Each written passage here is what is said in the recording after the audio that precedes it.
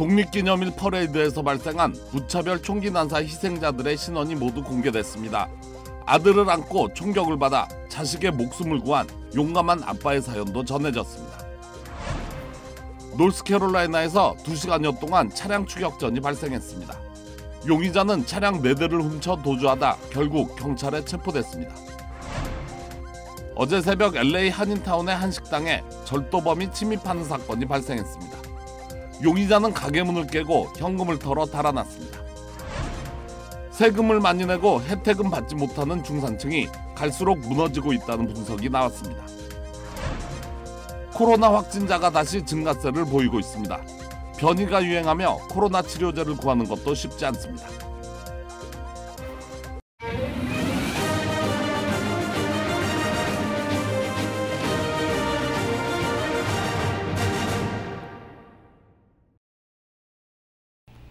시청자 여러분 안녕하십니까? KBS 아메리칸 뉴스입니다. 독립기념일 퍼레이드에서 발생한 무차별 총기 난사 희생자들의 신원이 모두 공개됐습니다. 아들을 안고 총격을 받아 자식의 목숨을 구한 용감한 아빠의 사연도 전해졌습니다. 오늘 시카고 참사 마지막 사망자의 신원이 공개됐습니다. 시카고 지역 언론은 이번 참사의 마지막 사망자는 워키건에 사는 60대 남성 에드워드 우발도로 확인됐다고 밝혔습니다. 수사당국은 어제 6명의 신원을 공개했는데 오늘 마지막 희생자가 언론에 의해 공개된 겁니다. 이번 사건 사망자 7명의 연령은 35살부터 88살까지 고르게 분포돼 있습니다. 이들 가운데 하일랜드팍 주민 케빈 메카시와 아이리나 메카시 부부는 2살 배기 아들을 데리고 행사장에 나갔다 참변을 당했습니다. 부부의 아들 에이드는 사건 현장을 홀로 배회하다 발견됐습니다. 케빈 메카시 회장인 마이클 레버그는 사위가 손주를 온몸으로 감싸는 채 총에 맞았다고 전했습니다. 안타까운 사연이 알려지자 에이든을 위한 고펀드미 기금 모금 계정에는 목표치인 50만 달러의 5배가 넘는 240만 달러의 후원금이 모였습니다. 한편 용의자 크리모는 7건의 1급 살인 혐의 등으로 기소돼 보석금 책정 없이 수감된 상태입니다. 기존의 총기 규제 법안을 더욱 강화하는 내용을 담은 법안이 뉴저지주에서 통과됐습니다. 제1사 뉴욕 KBTV 전상희 기자가 보도합니다. 필 머피 뉴저지 주지사가 서명한 새로운 총기 규제 법안은 총 7가지의 패키지 법안으로 기존의 총기 규제 법안보다 더 강력한 법안입니다. 먼저 총기 허가 발급 전 총기 훈련이 의무화되고 매 4년마다 허가증 갱신을 받을 때에도 교육을 반드시 받아야 합니다. 또한 골동품 종류 외에 특정 59경 총기류는 유통이 금지됩니다. 소장용 골동품 총기류에 해당되는 경우 해당 총기 등록과 $50의 수수료를 지불해야 합니다. 또 총기 범죄와 관련해 총기 제조업체나 딜러에 대한 소송 절차를 간소화하고 다른 주에서 온 총기 소지 주민은 총기 허가 발급 시점에서 60일 이내에 총기를 등록해야 합니다. 개별 총기마다 1년 번호를 부착하기 위한 마이크로 스탬핑 기술 사용 관련 법안도 선제적으로 마련됐습니다. 마이크로 스탬핑 기술은 아직 널리 보급되지 않았지만 앞으로 총기 관련 사고나 범죄 발생 시 총기의 출처와 유통 경로를 빠르게 파악할 수 있는 장점이 있습니다. 이와 함께 탄약 제조업체와 판매상은 모두 유통과 관련 전자화된 기록을 보관해야 하고 이를 주 경찰에 의무적으로 보고해야 합니다. 또한 일명 고스트건으로 불리는 자가 조립 총기류에 대한 처벌도 더욱 강화됐습니다. 머피 주지사는 이것이 끝이 아니라 앞으로 병원이나 공공건물, 대중교통, 대규모 스포츠 경기장 등 불특정 다수가 모이는 장소에서 총기 사용을 금지하는 법안을 마련할 것임을 천명했습니다. 또한 산탄총과 소총 구입 연령을 기존 18세에서 21세로 높이는 법안과 총기 보관 방법을 개정하는 법안 통과가 불발됨에 따라 해당 법안들에 대한 통과 역시 재추진할 것이라고 밝혔습니다. 뉴저지 내 총기 관련 사망자 수는 전국 48위로 이는 엄격한 총기 규제 법안이 한 몫을 하고 있다는 평가입니다. No state in America has stronger, smarter gun safety laws than New Jersey. 특히 주 내 총기 관련 사망 건수의 80%는 타주에서 유입된 총기에 의한 것이라는 조사 결과도 나왔습니다. 한편 공화당 의원들은 해당 법안이 수정헌법 2조 위반은 물론 합법적인 총기 소유자들을 의도치 않은 위반 혐의로 기소할 수 있다는 위험에 빠뜨린다며 반대 입장을 표명했습니다. KBTV 뉴스 전상입니다. 오늘 낮 노스캐롤라이나주에서 2시간여 동안 차량 추격전이 발생했습니다. 남성 용의자는 차량 4대를 훔쳐 도주하다 결국 경찰에 체포됐습니다. 갓길을 돌파하며 거침없이 질주하는 트럭. 타이어가 파손돼 뒷바퀴에서는 연기가 납니다. 한참을 달린 트럭은 이내 멈춰선 뒤 시동이 걸린 채 방치됐던 승용차를 탈취해 또다시 내달립니다. 중앙분리대를 넘어 질주하던 차는 역주행도 서슴지 않습니다. 차도와 인도를 넘나들던 용의자는 사거리에서 신호를 얘기하던 차를 들이받은 뒤 또다시 멈춰섰고 피해자의 차를 탈취하려다 정차해 있던 SUV를 훔쳐 달아나기 시작합니다. 트럭 한 대가 다가가 용의자의 차를 받아보지만 용의자는 속력을 내며 도주합니다. 결국 또 다른 사거리에서 트럭과 충돌한 뒤 용의자는 경찰에 체포됐습니다. 영화의 한 장면 같은 이 추격전은 오늘 낮 노스캐롤라이나주 샬럿 인근에서 발생했습니다. 2시간여 동안 경찰 추격전이 이어졌는데 2번의 충돌 사고와 4대의 차량 탈취가 이어졌습니다. 경찰은 용의 남성을 구속했으며 범행 사유에 대해 조사를 펼치고 있습니다. LA 한인타운의 한 식당에 절도범이 침입하는 사건이 벌어졌습니다. 용의자는 가게 유리문을 깨고 현금을 훔쳐 달아났습니다. 박시문 기자가 취재했습니다. 한인타운 유가에 있는 한 식당에 절도범이 들어옵니다. 인적이 드문 새벽을 틈타 들어온 절도범은 천천히 계산대로 향합니다. 하지만 계산대는 열려 있었고 계산대를 뒤지던 절도범은 소량의 현금만 챙긴 뒤 곧바로 달아났습니다. 포스를 뜯어가고 이러니까 포스 아예 그 금고통을 열어놓고 다니죠.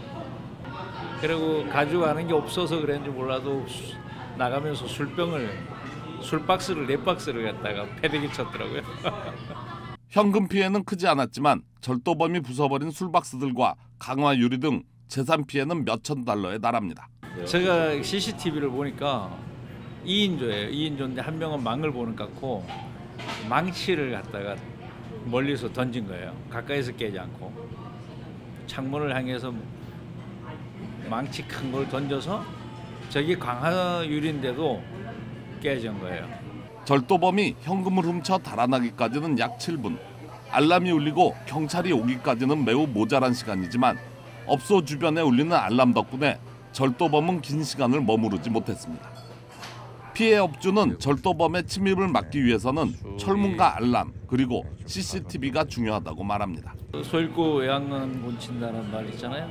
그러니까 유비무한 자세로 우리 가게는 괜찮겠지라는 생각은 꼭 버려야 돼요. 제가 당해보니까 그래서 항상 조심해라.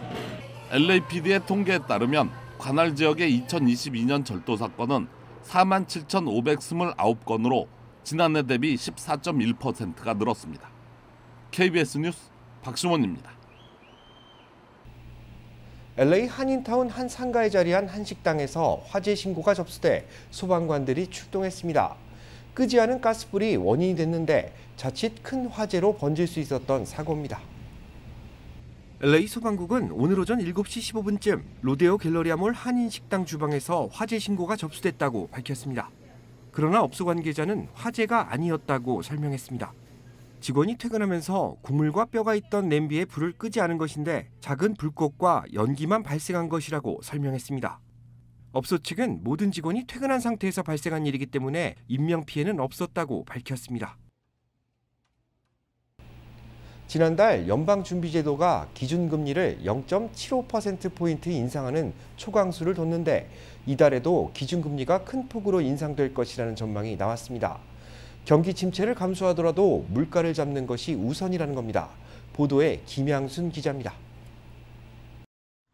미국의 중앙은행격인 연방준비제도가 이달 말 예정된 통화정책회의에서 최소 0.5%포인트에서 0.75%포인트까지 기준금리를 올리겠다고 예고했습니다.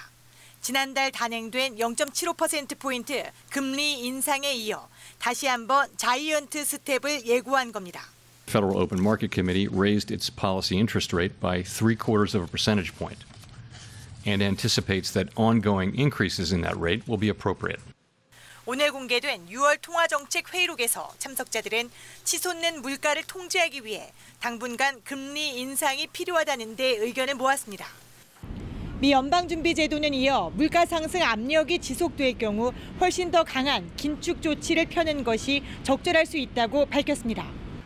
회의에선 급격한 금리 인상이 경제 성장 속도를 일정 기간 늦출 수 있다는 경기 둔화 우려도 제기됐지만 고용을 최대화하기 위해서는 물가 상승률을 2%로 되돌리는 것이 더 중요하다는 데 동의했습니다. 경기 침체는 일정 부분 각오하겠다는 겁니다. It's certainly a possibility. It's not our intended outcome at all, but it's certainly a possibility. 뉴욕 증시는 연준 회의록이 공개된 뒤 등락을 거듭하다 소폭 상승 마감했고 국제 유가는 경기 침체 우려가 지속되며 이틀째 하락을 이어가 배럴당 $100 아래로 마감했습니다. 워싱턴에서 KBS 뉴스 김양순입니다. 세금을 많이 내고 혜택을 받지 못하는 중산층이 점차 무너지고 있다는 분석이 나왔습니다. 뉴욕타임즈는 지난 1990년 62%였던 국내 중산층 비율이 2020년에는 50%로 12%포인트나 줄어들었다고 보도했습니다. 특히 대도시 지역에는 부유층과 빈곤층이 크게 늘면서 중산층이 대폭 감소한 것으로 나타났습니다. 뉴욕의 중산층은 30년 전 50%에서 현재는 36%로 크게 줄었고 달라스는 50%에서 39%로 휴스턴은 44%에서 35%로 감소했습니다. 로스앤젤레스의 중산층은 30년 전 42%에서 현재는 37%에 그쳤습니다. 미국에서 중산층은 중위소득의 3분의 2부터 2배 사이의 소득계층으로 불리는데 2017년 기준으로 연소득 4만 2천 달러부터 12만 6천 달러 사이입니다. 뉴욕타임즈는 부유층의 이익을 최대화하는 정치 경제 시스템 속에서 빈곤층을 보호하려는 복지도 확대되고 있지만 중산층은 복지 혜택을 받지 못한 채 세금만 많이 내고 있어 갈수록 위축되는 상황이라고 분석했습니다. 코로나 확진자가 다시 증가세를 보이고 있습니다. 변이가 유행하며 코로나 치료제를 구하는 것도 쉽지 않다고 합니다. 김경일 기자가 취재했습니다. 오늘 오전 LA 한인타운의 한 약국에는 약을 받기 위한 많은 한인들이 줄을 서 있습니다. 그러나 팍스로비드와 라게브리오 코로나19 치료제는 부족한 실정입니다. 코로나19 확진자가 증가하면서 먹는 코로나 치료제가 필요 물량에 크게 못 미치고 있습니다. 어저께 오전으로 약이 다 떨어져서 없어요. 그래서 기다리고 있는데 이번 주에 올지 다음 주에 올지 모르겠어요. 의사의 처방전이 필요한 코로나19 치료제 부족으로 양성 판정을 받은 모든 사람에게 치료제가 필요한 것이 아니라며 자가 면역이 부족하거나 증상이 심한 환자가 약을 받을 수 있게 해야 한다고 강조했습니다. 그거 좀 리저브를 해놔야 돼요. 진짜 필요하신 분들 잡수셔야 되는 거고 본인 입장으로 볼 때도 본인도 감기 걸렸다고 다 항생제 잡수시는 거 아니고 바이러스 약 다 필요한 건 아닌 거랑 똑같아요. 타운의 약국뿐 아니라 여러 의료 관계자들이 부족한 치료제 문제를 우려하는 이유는 백신을 맞거나 코로나에 걸려 자연 면역이 생긴 사람도 감염시키는 하위 변이 BA4와 BA5가 확산되고 있기 때문입니다. 질병통제예방센터 CDC는 국내 신규 확진자의 70%가 이 두 가지 변이에 감염됐다고 밝혔습니다. 영국 보건청은 BA5 전파 속도가 스텔스 오미크론보다 35% 빠르다고 밝혔습니다. 프랑스는 BA4와 BA5 확산으로 하루 코로나19 신규 확진자가 20만 명을 넘고 있습니다. 의료 전문가들은 바이러스 확산에 따른 두려움보다는 백신을 맞아 입원 가능성을 줄이는 것이 중요하다고 강조했습니다. 또 개인적인 건강관리와 함께 실내에서는 가급적 마스크를 쓸 것을 권고했습니다. KBS 뉴스 김경일입니다. 세계보건기구 WHO가 원숭이 두창의 국제적 공중보건 비상사태 선포를 검토하는 긴급회의를 또다시 소집합니다. WHO는 원숭이 두창 확산 우려가 지속되고 있다며 오는 18일 전후 긴급위원회의를 다시 소집할 계획이라고 밝혔습니다. 지난달 23일 열린 긴급회의에서는 비상사태에 해당되지 않는다고 결정했는데 사태가 점차 심각해지자 다시 회의를 소집한 겁니다. 국제적 공중보건 비상사태는 WHO가 세계적으로 유행하는 질병과 관련해 발령하는 최고 수준의 경보단계입니다. 지금은 코로나19에만 적용되고 있는데 회의 재소집으로 원숭이 두창이 공중보건 비상사태에 속할 수 있다는 전망입니다. 한편 질병통제예방센터 CDC에 따르면 국내 원숭이 두창 감염자는 7천여 명으로 일주일 전보다 2배 가까이 늘었습니다. 뉴욕과 뉴저지주 사이에 자리한 허드슨강에 새로운 터널이 건설됩니다. 140억 달러 규모의 대공사가 이루어지는데 연방정부 지원금을 제외한 비용은 뉴욕과 뉴저지주가 반씩 부담하기로 합의했습니다. 제1사 뉴욕 KBTV 김은지 기자입니다. 게이트웨이로 명명된 이 터널은 뉴욕과 뉴저지를 연결하는 열차 전용으로 사용될 예정입니다. 현재 허드슨강을 지나는 열차는 노스리버 터널을 사용하고 있지만 이는 112년 전인 1910년에 완공된 낡은 터널이기 때문에 1시간에 24대의 열차 통행만 가능합니다. 때문에 새 터널이 완공될 경우 뉴욕과 뉴저지를 잇는 교통량이 획기적으로 증가해 교통난 완화에 도움이 될 것으로 기대되고 있습니다. 특히 현 시설은 지난 2012년 침수 사고로 인해 안전 문제까지 제기된 상황입니다. 허드슨강 밑에 새로운 터널을 건설하겠다는 이 게이트웨이 프로젝트는 20년 전부터 추진됐지만 예산을 둘러싼 논란 때문에 번번이 무산돼 왔습니다. 앞서 뉴욕 주정부는 터널 건설로 혜택을 보는 것은 뉴욕에서 일을 하는 뉴저지 주민들이기 때문에 뉴저지가 더 큰 비용을 부담해야 한다는 입장이었습니다. 2009년에도 비슷한 터널을 만들겠다면서 착공까지 했지만 비용에 대한 부담을 느낀 뉴저지주가 공사를 중단시킨 바 있습니다. 그러나 이번에 조 바이든 대통령이 미국의 각 지역의 인프라 건설을 위해 약 1조 달러 이상을 투자할 예정으로 알려지면서 연방정부의 자금 투입이 가능한 상황이 뉴욕과 뉴저지의 비용 반분 합의를 도운 것으로 보입니다. 뉴욕 뉴저지 항만청에 따르면 일단 1단계 공사 비용으로는 27억 달러가 투입됩니다. 이 중 연방정부가 60%를 지불하고 그 차액인 7억 7,240만 달러를 뉴욕과 뉴저지주가 나누어 3억 8,620만 달러씩 반분합니다. 뉴욕과 뉴저지는 이번 합의안을 바탕으로 내년 중 게이트웨이 터널을 마침내 착공할 계획입니다. 그동안 전력 공급 문제나 열차 지연 및 중단 사태가 벌어지면 운행이 마비될 정도의 차질을 빚어왔기 때문에 게이트웨이 프로젝트의 조속한 실현을 요구했던 불만 가득한 여론의 목소리가 수그러들 전망입니다. KBTV 뉴스 김은지입니다. 반려견과 산책을 많이 하는 지역이 그렇지 않은 곳보다 안전하다는 연구 결과가 나왔습니다. 오하이오 주립대학교는 지역별 범죄율과 반려견의 상관관계를 분석한 결과 반려견을 기르는 가구가 많은 곳이 적은 곳보다 강력범죄 발생률이 낮은 것으로 조사됐다고 밝혔습니다. 대학 연구진은 오하이오주의 주도인 콜럼버스 지역을 595개 권역으로 구분한 뒤 지난 2014년부터 2016년까지 범죄 통계를 분석했습니다. 그 결과 반려견이 많은 지역이 그렇지 않은 곳에 비해 강도 사건은 3분의 2, 살인은 절반 수준으로 낮은 것으로 집계됐습니다. 연구진은 반려견 산책 빈도가 상호 간 신뢰와 주민들의 지역 감시에 영향을 준 것으로 판단된다고 발표했습니다. 반려견과 산책하는 보호자가 지역을 순찰하는 것과 같은 역할을 하기 때문에 범죄 억제에 효과를 내고 있다는 분석입니다. LA 지역 해변에 휠체어 이동이 편리한 매트가 추가됩니다. 장애인들의 해안 접근성이 개선될 것으로 보입니다. 성인 2명이 둥글게 말려있는 매트를 해안가 위로 펼쳐나갑니다. 매트가 설치된 뒤에는 휠체어를 탄 장애인이 해안에 인접한 거리까지 손쉽게 이동합니다.